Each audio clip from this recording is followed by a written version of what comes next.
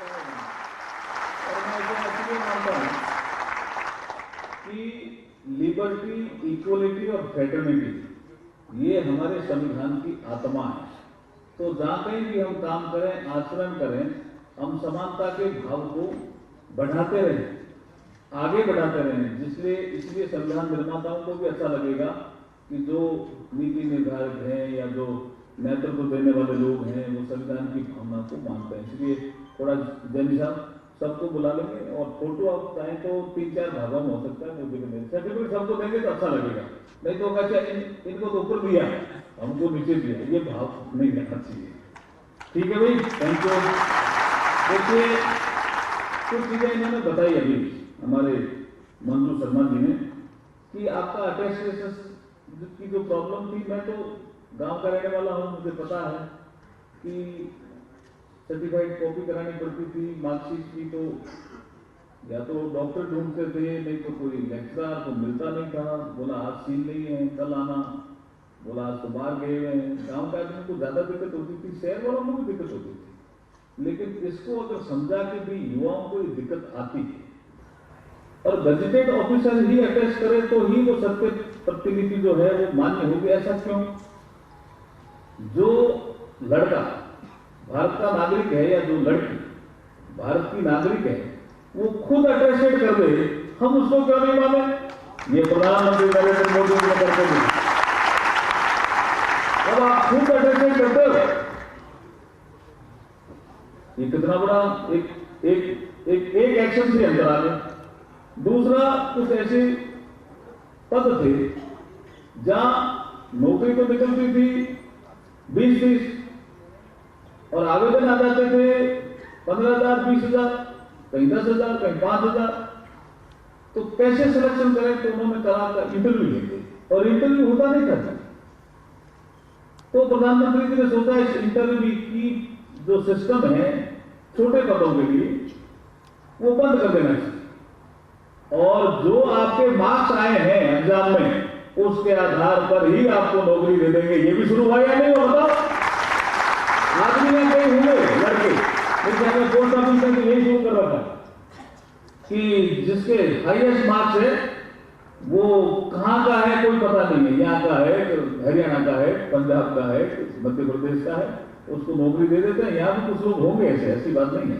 मैं जाता हूं तो कई जगह मिल जाता है साहब, हमें तो हमारे जो मार्क्स थे उसके आधार पर ही नौकरी मिल गई, हमें कोई सिफारिश करने की जरूरत नहीं पड़ी, किसी को अप्रोच करने की जरूरत नहीं पड़ी। तो ये इंटरवेंशन भी किसी ने पैदा किया इस देश में, तो नरेंद्र मोदी जी ने पैदा किया। अभी ऑनलाइन एग्जामिनेशन की बात की एमपी साहब ने बताया, ये भी कितना बड़ा एक सुधार है।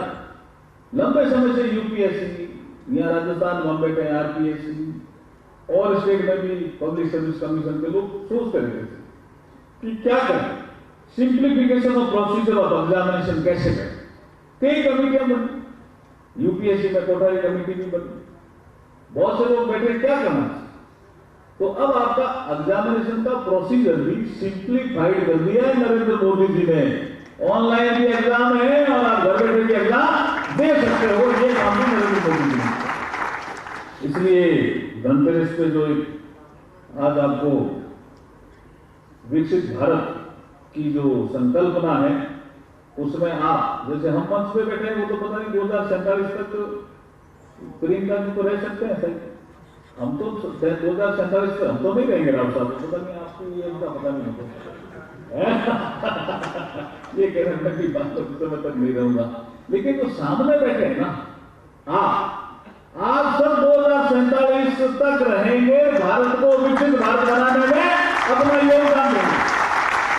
इसलिए मोदी जी ने इसको अमृतकाल कहा, प्रधानमंत्री जी ने इस कालखंड को अमृतकाल कहा है। हमने आजादी का अमृत महोत्सव मनाया, 75 साल पूरे हुए, हमने चिंतन किया कि हम कहां पहुंचे, कैसे पहुंचे, अगर कहीं नहीं पहुंचे, किसी जगह पे मंजिल प्राप्त नहीं की है तो हम कुछ विश्लेषण करें। तो ये काम हमने करके फिर कहा कि ये जो 25 साल हैं ये अमृतकाल के ये काल है, ये जो समय है अमृतकाल का ही समय है। गोपाल जी आ गए क्या? गोपाल जी आइए, गोपाल जी समाचार के लिए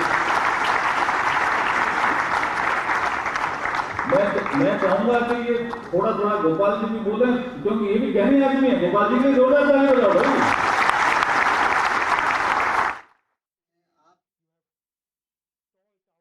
ठीक रहेगा वो, इसको आप छोड़ देना, प्रोटोकॉल का सिस्टम नहीं है, यहाँ ट्रेनिंग का सिस्टम है। अब मैं ट्रेनिंग पे आता हूँ। अब मैं जब 1982 में जब आरएस के एग्जाम में सेलेक्ट होकर के ओटीएस की ट्रेनिंग में आया, तो हमारे डायरेक्टर होते थे मीठा लाल जी मेहता, वो बाद में चीफ सेक्रेटरी भी बने और भैरव सिंह जी के प्रिंसिपल सेक्रेटरी टू सीएम भी रहे 77 भरे। उन्होंने हमें एक ज्ञान दिया जो मैं आज आपको शेयर कर रहा हूं। उन्होंने कहा जो नौकरी लगता है, माननीय प्रधानमंत्री जी की प्रेरणा से 21 अक्टूबर 2022 को जो यात्रा प्रारंभ हुई थी,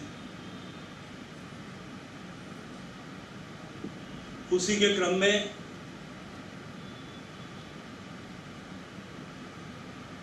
लगातार 13वीं बार और तीसरी बार प्रधानमंत्री बनने के बाद में पहली बार देश के 41 स्थानों पर जो एक साथ आज ये रोजगार मेले का कार्यक्रम आयोजित किया जा रहा है, उस कार्यक्रम में मंच पर उपस्थित राज्यसभा के सांसद, वरिष्ठ नेता आदरणीय राजेंद्र गहलोत साहब, मंच पर उपस्थित border security force Jodhpur frontier के आईजीपी आदरणीय श्री एमएल गर्ग साहब,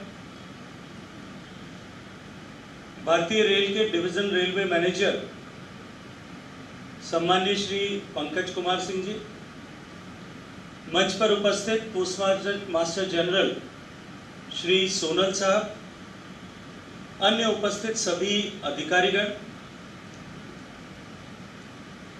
और ऐसे खुशनसीब मेरे युवा साथी जिनके जीवन का एक सपना साकार होकर के वो जीवन की एक नई यात्रा में प्रवेश कर रहे हैं, ऐसे सभी नियुक्ति पत्र पाने वाले युवा साथी, उनके सम्मानित गौरवान्वित परिजन जो यहाँ उपस्थित हैं, मीडिया के मित्रों, देवियों, सज्जनों, मैं आज इस रोजगार मेले के अवसर पर सम्मानीय प्रधानमंत्री जी की तरफ से आप सबका हृदयपूर्वक स्वागत करता हूं। आप सबका अभिनंदन करते हुए सभी नए नियुक्ति पत्र पाने वाले युवाओं को बहुत सारी बधाई देना चाहता हूं। मित्रों, जैसा मैंने कहा कि 2022 में सम्मानीय प्रधानमंत्री जी ने भारत सरकार के कुल जो 30 लाख ऐसे सैंक्शन पोस्ट हैं, विभिन्न स्तर के जो पद हैं, भारत सरकार के विभिन्न विभागों में, भारत सरकार के विभिन्न उपक्रमों में, भारत सरकार के पब्लिक सेक्टर अंडरटेकिंग्स में और भारत सरकार के सेंट्रल आर्म पुलिस फोर्सेस, उन सब में मिलाकर के जो 30 लाख के लगभग ऐसे सैंक्शन पद हैं, उनमें 10 लाख से ज्यादा जो रिक्तियां उस समय थी, विभिन्न कारणों के चलते हुए, कुछ लीगेसी इश्यूज के चलते हुए, कुछ कोर्ट ऑर्डर्स के चलते हुए सम्मानीय प्रधानमंत्री जी ने संकल्पबद्ध होकर के ये निर्णय किया कि हम आगामी 1 साल में 10 लाख ऐसी रिक्तियां जो खाली हैं, उन सब के ऊपर युवाओं को एक स्पेशल ड्राइव चला करके रोजगार प्रदान करेंगे। 2021 में जब पहला रोजगार मेला आयोजित हुआ था, तब से लेकर के मुझे आज इस 13वें मेले तक सभी जगह, सभी बार कहीं न कहीं आप लोगों के बीच में, युवाओं के बीच में किसी न किसी स्थान पर जाने का सौभाग्यपूर्ण अवसर मिला है। 2022 से लेकर के पहले रोजगार मेले से पिछली सरकार के या सरकार के पिछले कालखंड में 12 मार्च 2024 को जब चुनाव की आचार संहिता लगी थी, उससे पहले जो रोजगार मेला आयोजित हुआ था और जिसमें मुझे स्मरण आता है कि 1 लाख से ज्यादा नियुक्ति पत्र दिए गए, तब तक कुल मिलाकर के 8 लाख लोगों को ऐसे नियुक्ति पत्र बिना किसी अड़चन के, बिना किसी परेशानी के, बिना किसी भेदभाव के पारदर्शी तरीके से परीक्षाएं आयोजित करके और परीक्षा का क्रम पूरा करके इस तरह के रोजगार के पत्र रोजगार मेलों के माध्यम से दिए गए थे। इसी अनुक्रम में मैं आज आप सबको एक बार फिर स्मरण कराना चाहता हूं, देश का प्रधानमंत्री बनने के बाद। चलिए, इस कार्यक्रम से जुड़ी जानकारी आपको आगे भी देते रहेंगे, लेकिन आगे